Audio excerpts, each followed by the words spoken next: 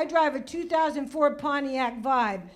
I know you're jealous, but it's got 400,000 miles on her.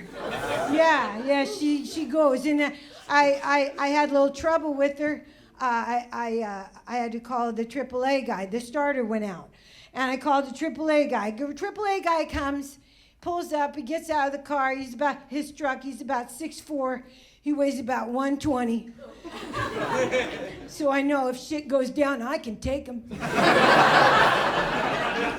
Oh, yeah?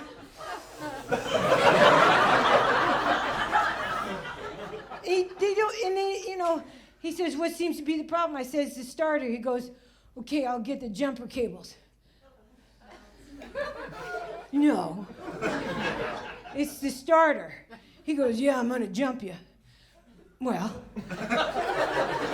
thanks for the offer.